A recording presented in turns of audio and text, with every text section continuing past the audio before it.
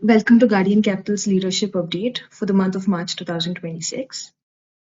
We'll start with the agenda, wherein first we'll review the Guardian principles, and then we move on to the Guardian strategy of deployment over the years, and then we address the current corrections that we are seeing in the markets right now and what are our expectations going forward.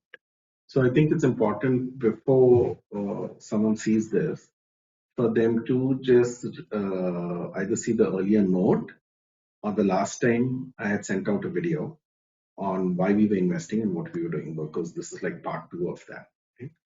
And if it comes to the agenda today, there are really 3 sort of broad pillars we've broken this down into. The first is the basic principles or the thinking framework that you have in mind. Second is what have we done over the last 2 years?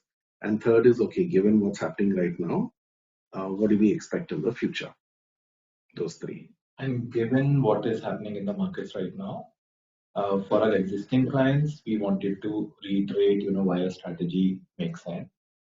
And for the new clients, who are maybe going through this kind of a correction for the first time, it's important for them also to hear it from us, how do we think about corrections like this and what do we generally do and what we've been doing over the years.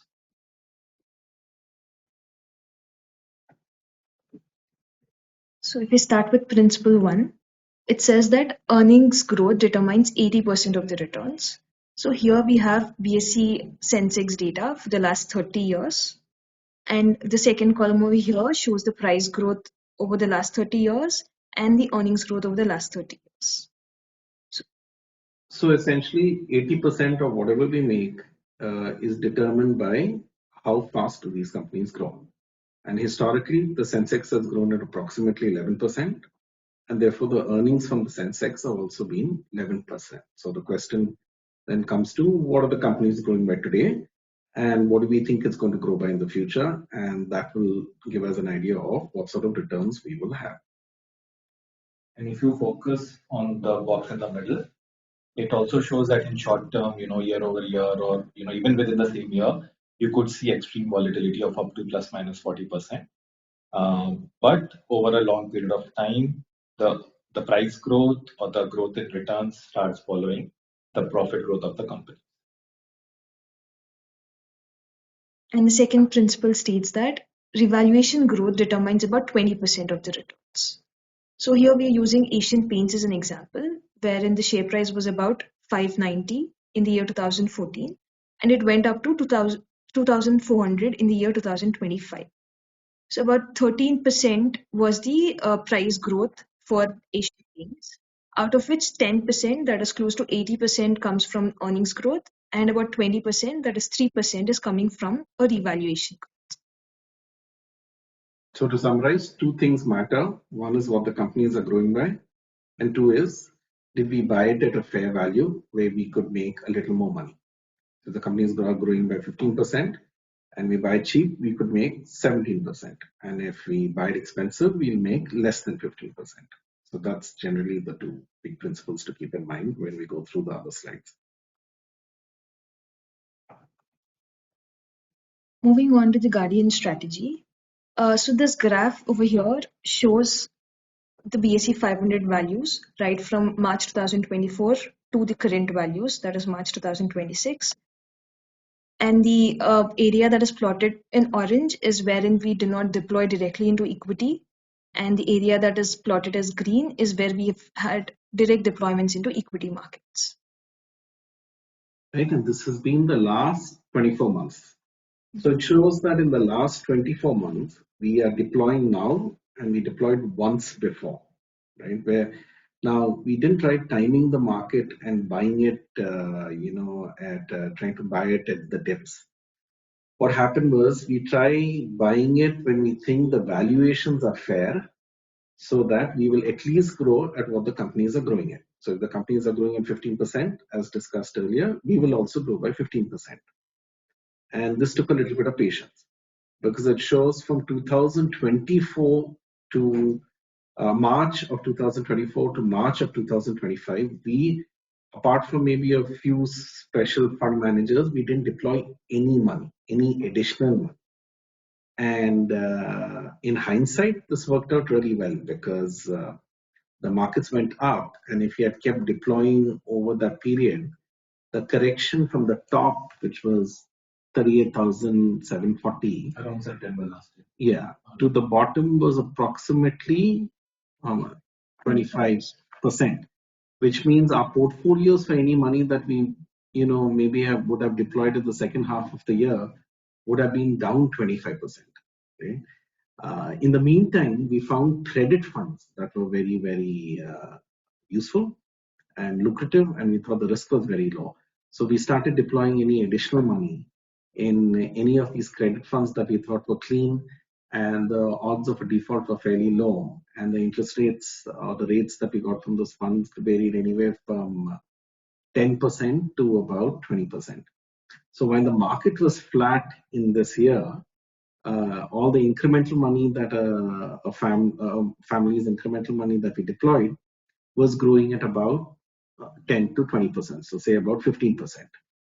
We continue to deploy the same strategy in the next year, barring the months of Feb and March. Okay? And that's probably why you see very good returns when you look at your statements, and also you haven't taken on the sort of risk that most people would have taken on during this period of time. And we deployed the same strategy for the next year, while we were waiting for a value that seemed fair. In the meantime, we did get a lot of calls from clients and potential clients asking us to put money in gold, silver, and just wanted to highlight the sort of discipline that we are using, given the fact that all this money is your retirement money. A lot of you don't have incremental money coming in.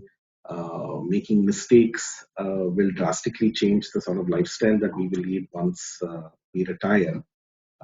Is worked really, really well. We let some of those opportunities go because it wasn't based on rationality.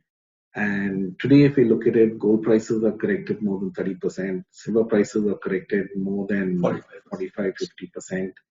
And that would have really wiped out returns and sort of the lifestyles people would have when they retire, because keep in mind, if 100 rupees goes to 50, that needs to double just to get back to square one. So those were, I think, some of the wins in terms of things that we didn't do, which is as important as the things that we did do.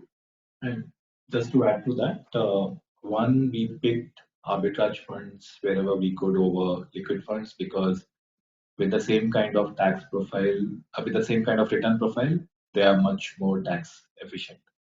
Second, and it's a great point to note, we have the same patient deployment strategy even for your SIPs. So even the SIPs, they go into liquid funds or arbitrage funds. And when we give an overall deployment call, which was either in Feb, March of last year or now, is when all those SIPs are also restructured into equity. So even there, we are not averaging you up or down. We are waiting for the right moment, keeping that discipline in place, and then only deploying all the money that we have for you in equity. Yeah, I think that's about it with regards to that slide. Anything else you want to add? Just go back.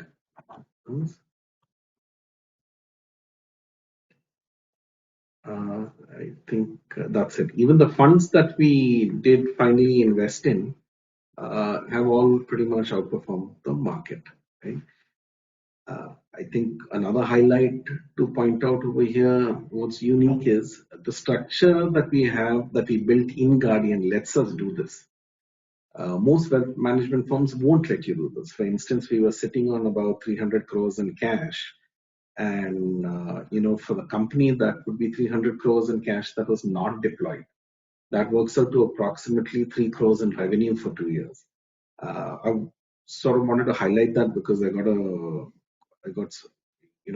had one meeting where the person implied that we look at his money, but that would be 6 crores off the top line that we sort of gave away, thinking this was not the right time to invest, keeping the long-term horizon for the client in mind. So I thought that those are some of the key highlights. on why our portfolios look so good versus what's happening on the street. And one big reason we are able to do this effectively is because we are not over diversified in terms of number of funds. The portfolios typically, select the similar kind of funds. The deployment calls are given at the same time, so it's never, treated very differently for everybody. What differs is, based on the client's financial plan, based on their lifestyle requirements, what's the kind of money that needs to be invested for long term or short term, that changes. But overall, equity deployment strategy stays the same for everybody who's a client of ours. Yeah, so I think that's what we've done well. What we could have done better was that there were, one or two fund managers who wanted money, and we were hesitant, but they were they're one of, we feel like they're one of the best fund managers in India. Their strategy is a little different from what Guardian does. We did give them, trickled in some money over there, and we learned a lesson, right? So I think, through thick and thin, the lesson that we learned over there is just go with our own principles, and don't make any exceptions to the rule, because we are on an average more right than wrong. And so I think we can skip this. The second slide we can explain. It's a little complicated, so we can just go a little slow on this. Yeah. So the graph over here shows how the BSE 500 index was overvalued over the last 2 years. So in Jan 24, it was overvalued by about 11%. And then when the market hit its peak in September, it was overvalued by about close to 30%. And let's explain what does that mean? Because we said 80% of your earnings will come from if the companies grow by 15%. Mm-hmm. You will grow by 15%. But if you're buying at a level where you think you're overvalued by say 50%, that would mean that 50% of your returns will go away in the future. So if you're overvalued by 28%, it means that 5 years down the line, we will not grow by, if the companies grow by 15%, we won't grow by 15%. We will grow by 15% minus the 28%. So the returns would have been very low.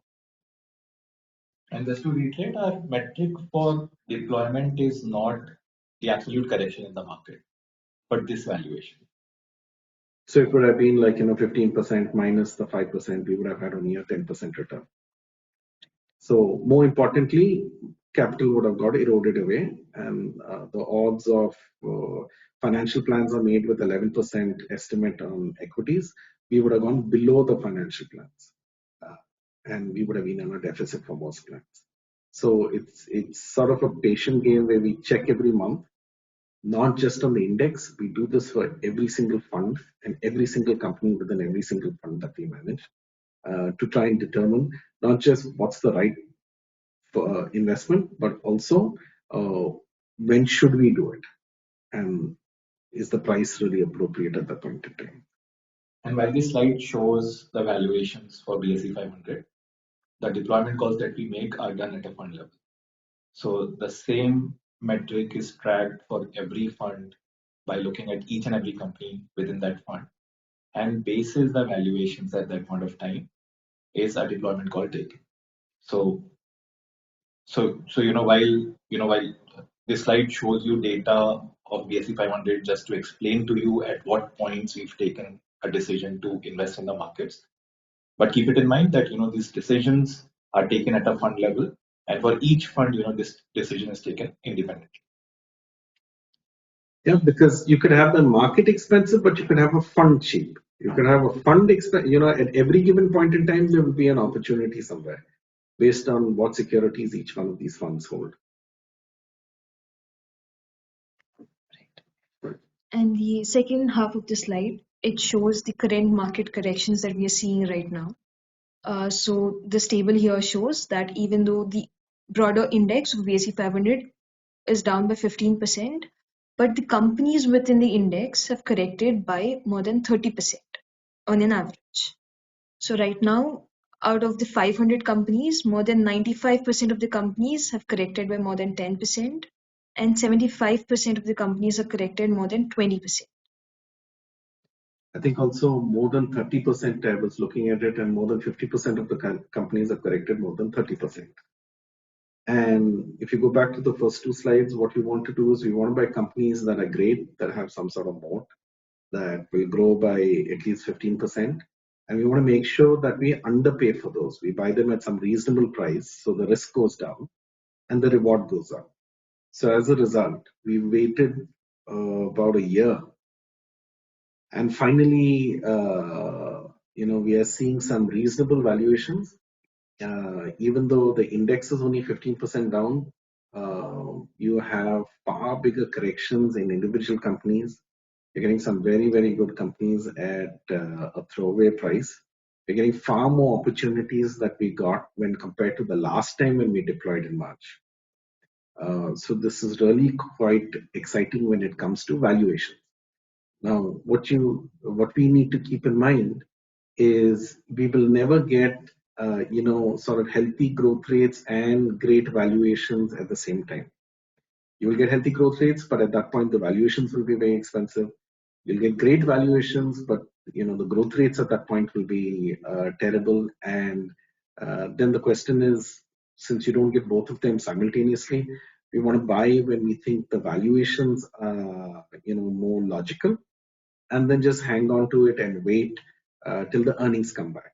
And this time we think, the returns are going to be back-ended. So if you look at a 3 or 5 year period, we feel like, the right prices to buy are today, but the returns will come in year 3 and year 4.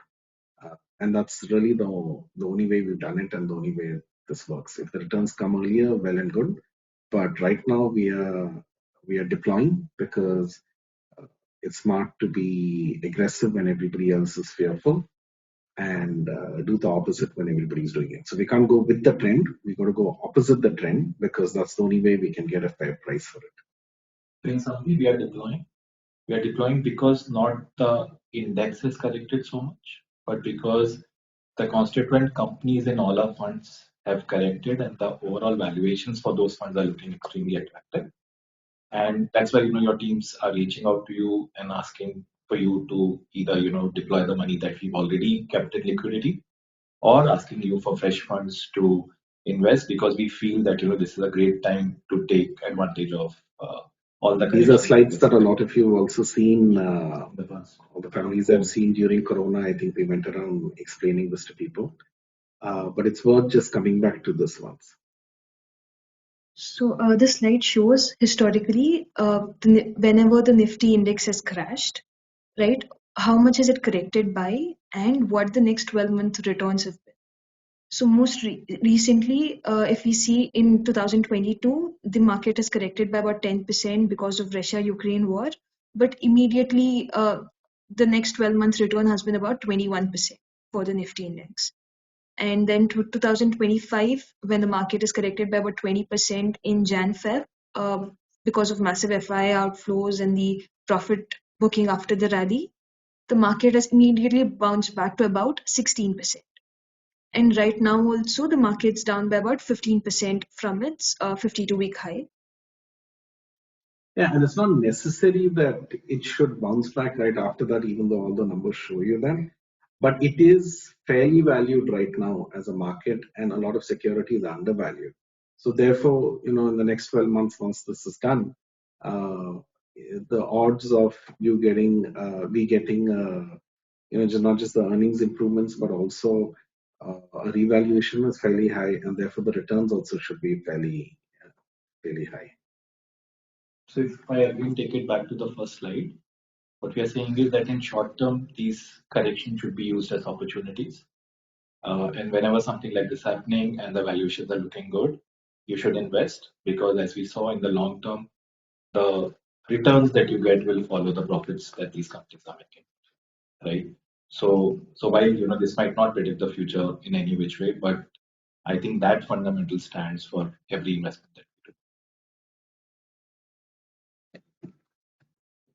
So if you move on to the earnings of So this slide shows how the BSE 500 companies, the fundamentals of the BSE 500 companies. So if we see the revenue growth of BSE 500 companies, historically it has been about 10%.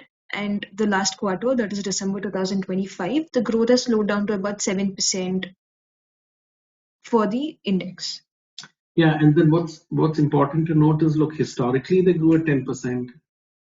The last 4 quarters they've grown at about 7%, 4%, 6%. This data will be a little different from what you see outside because we've taken out any companies that didn't exist in 2019 to just clean it up a little bit. And in these years, these 2 years where we've had very low growth rates, what you've also seen is very high valuations, which is why investing got so difficult. A lot of clients were asking why aren't we investing at that point in time, and this was really the main reason.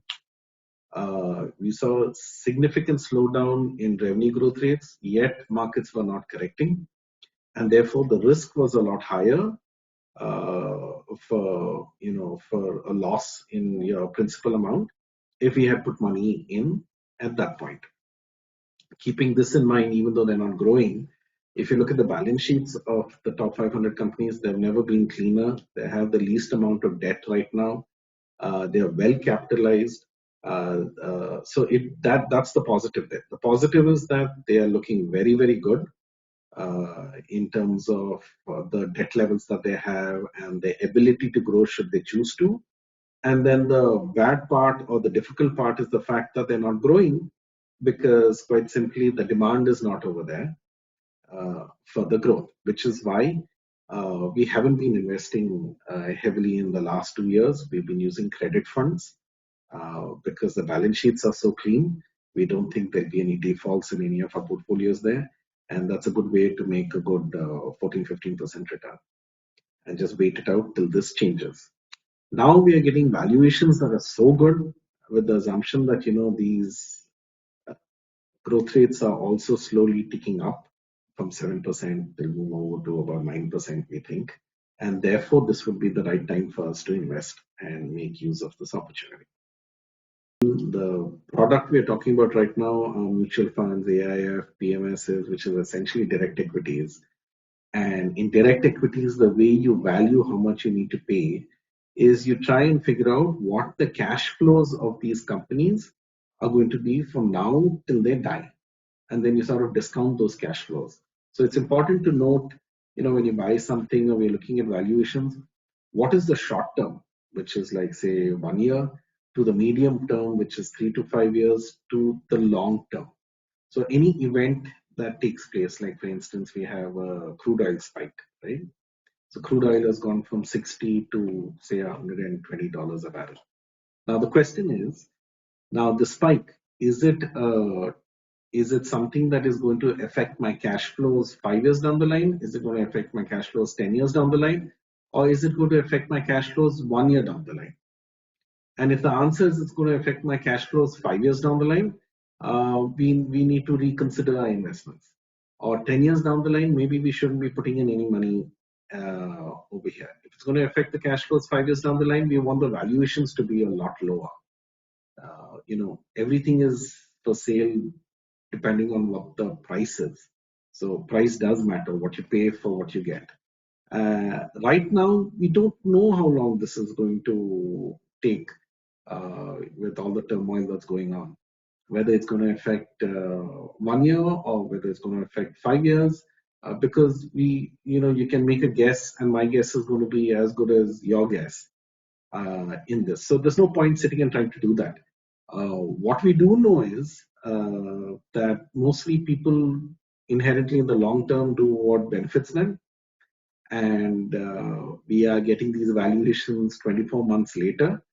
We want to use it, and we think at some point in the near future, in the short term, things will get more normalized, and therefore it really won't affect our revenue growth rates or the quality of the revenues in year 3, 4, 5, and which is why I'm also saying that the returns that we get, we never know if it gets corrected in 3 months, 6 months, or 2 years. But I'm saying let's go with the expectation that the returns are going to be back-ended, but the prices are there today. So therefore, we should make use of this time.